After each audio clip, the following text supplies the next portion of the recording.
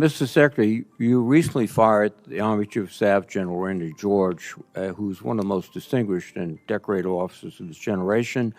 General George's nomination came before us. We reviewed it thoroughly, and we concurred. Why did you fire General George? Well, as I did then, and I'll say now, we thank General George for his service. And out of respect to him and other officers, we never talk about the nature of why certain officers are asked to step down. But we all serve at the pleasure of the president. And ultimately, my view in coming into this department, as I stated in my confirmation hearing, was to change the culture of the department.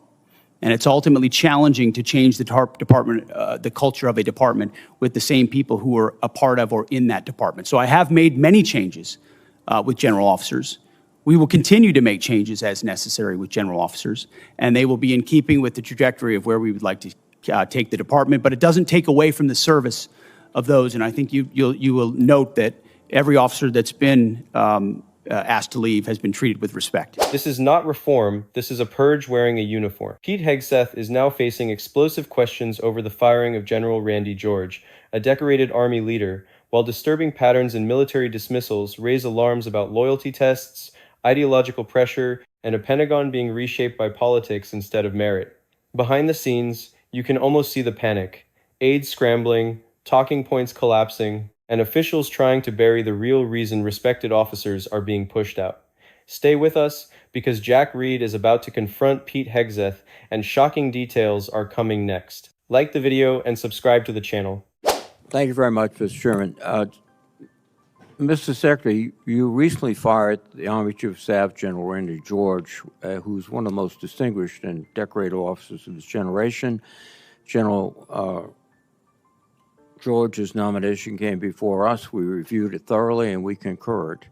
Why did you fire General George?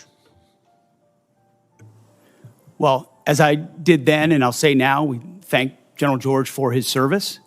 And out of respect to him and other officers, we never talk about the nature of why certain officers are asked to step down. But we all serve at the pleasure of the president. And ultimately, my view in coming into this department, as I stated in my confirmation hearing, was to change the culture of the department. And it's ultimately challenging to change the the culture of a department with the same people who are a part of or in that department. So I have made many changes with general officers. We will continue to make changes as necessary with general officers, and they will be in keeping with the trajectory of where we would like to take the department. But it doesn't take away from the service of those. And I think you will note that every officer that's been asked to leave has been treated with respect. Interesting.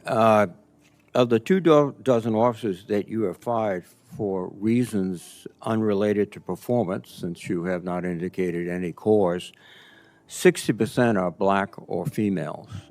Now, did the president direct you to single out female and black officers to be dismissed? Senator, of course not. And as we've emphasized at this department from the beginning, the only metric is merit. Members on this committee and the previous leadership of this department were focused on social engineering, race and gender in ways that we think were unhealthy for the department, focusing on those things, making decisions based on those things. Okay. In President Trump's War Department, we make decisions based on only one thing, merit. And that's how we've made decisions going forward. That's how we've made them, and that's how we'll make them going forward. Well, let me go back to General George. What did he fail in terms of his lack of merit to continue serving? As I've said, I don't talk about the nature of dismissal out of respect for these officers. But ultimately, we want to take the department in a particular direction, certain services in a particular direction, and we want leadership that's running as fast in that direction as possible. And in some cases, we make changes accordingly, but do so out of respect to those officers. Well, I think that direction from your behavior is an intense interest in Christianity, in nationalism, and in not recognizing the talents of women and white gentleman, and that's the wrong direction. I don't know what you're insinuating, Senator, but I am not ashamed of my faith in Jesus Christ. No, Well, I'm not. you shouldn't be And ashamed. if you want to shame me for it, go ahead. I'm not shaming you, but are you critical of other faiths? I am a believer. I'm quite open in that, and our department allows for a multitude of faiths. So I don't know what you're suggesting. I've heard the likes of things that people like you suggest to try to smear Thank my you. character, and I won't give into it. No. I'm sorry, Mr. Secretary, but broadcasting before the national religious broadcasters stressing the need for more Christianity in the military forces doesn't seem like a neutral position in which you tolerate and accept all religions. Let me move on. The strategic aspects of this operation in Iran. The president declared that we're going to destroy their missiles and raise their missile industry to the ground.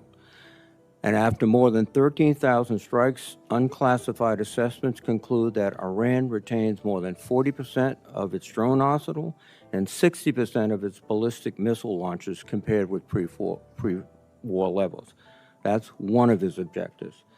The second objective was regime change. To the great proud people of Iran, I say tonight that the hour of your freedom is at hand, and we will take over your government. Well, when we finish, we'll take over government. That has not succeeded.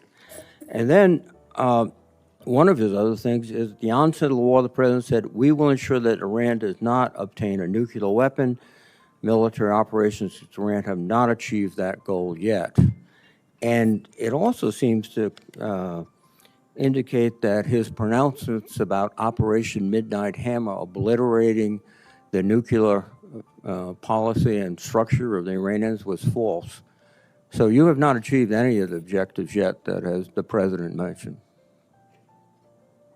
Well, in this setting, I won't talk about the nature of metrics, which are classified, as you know, Senator. But I can say that looking at the objectives we set out to achieve from the beginning, some of which you laid out, our military objectives have been stunningly effective.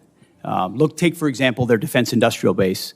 They're completely incapable at scale at any level of reconstituting the capabilities you referred to, which is a devastating result for any country, especially one whose ambitions are as wide as Iran's. So we've put the president in a very strong position to ensure Iran never gets a nuclear weapon. That's the takeaway that's been underneath every single aspect of this. For 47 years, Iran's trying to blackmail its way to a nuclear weapon. They were closer than ever before because of bad deals under previous administration. President Trump was willing to do something about it and not allow their conventional missile shield. That's the North Korea strategy. That's, to be clear, what Iran was pursuing. Hiding their nuclear ambitions, revealing them over time, and then building a conventional shield of missiles so powerful that no country would challenge them for fear of what would happen if they unleashed that arsenal. Weakened after the 12-day war and Midnight Hammer, which did obliterate their sites, President Trump saw an opportunity because their ambitions continued to ensure that umbrella of nuclear blackmail did not allow them to get to a nuclear weapon. And the world is safer because of his bold and historic choice. Mr. Secretary, I think that's rhetorical but not factual. Thank you. Hegseth can posture all he wants, but the questions are not going away.